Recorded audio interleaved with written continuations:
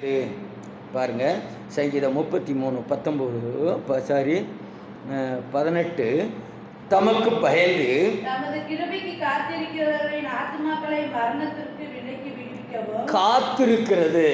கவனிங்க, இந்த சங்கீதக்காரன் சொல்லுகிறான், கிருபைக்கு காத்திருக்கிறது. இன்னைக்கு ஒருவேளை நம்ம எதற்காக காத்திருக்கிறோம்?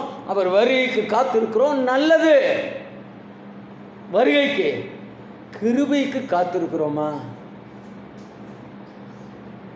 நாம் பாடல் பாடுகிறோம், என்னது? கிருபையே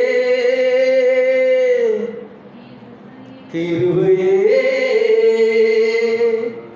மாறாத நல்ல கிருபையே,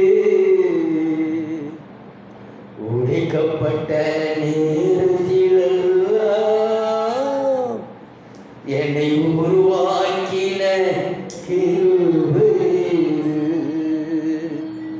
உடைக்கப்பட்ட நேரத்திலெல்லாம்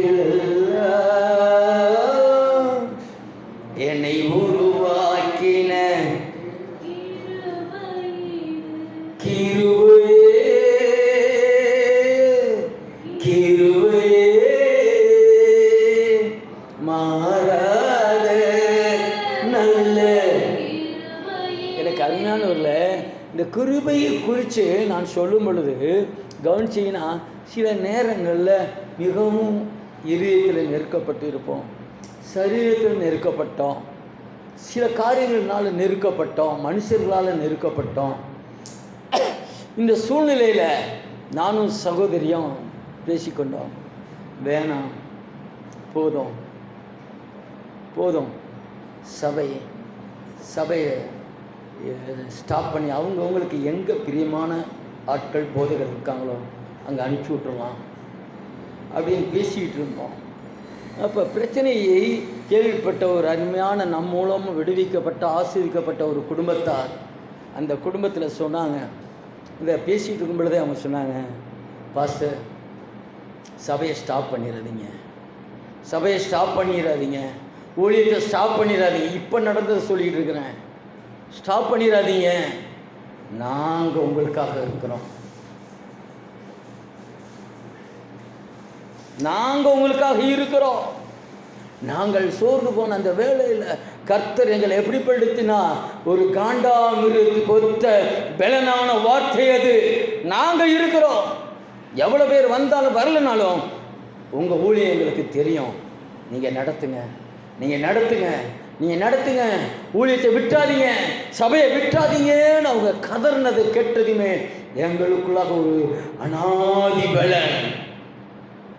ஏன்னா அவங்களுக்காக அவ்வளோ பிரயாசப்பட்டோம், அவ்வளோ பிரயாசப்பட்டதை அவர்கள் மனதில் வைத்து, நாங்கள் இருக்கிறோம் பாஷா, உங்களுக்கு கீழே நாங்கள் இருக்கிறோம், உங்களை தாங்கிறதுக்கு நாங்கள் இருக்கிறோம், உங்களுக்காக ஜெபிக்கிறதுக்கு நாங்கள் இருக்கிறோம்.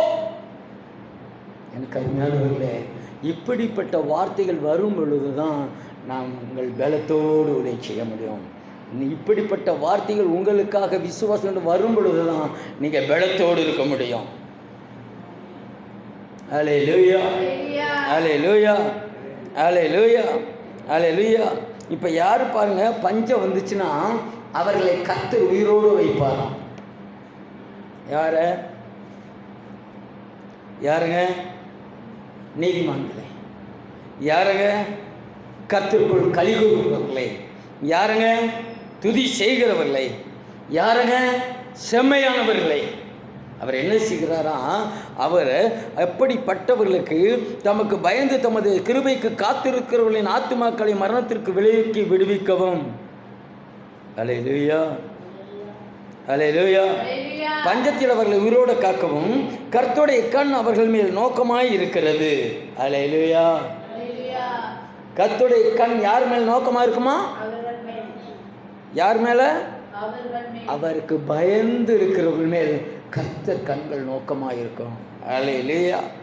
பஞ்சத்தில் அவர்களை உயிரோடு காத்துக்கொள்வார். அல்லேலூயா, அல்லேலூயா, அல்லேலூயா, அல்லேலூயா.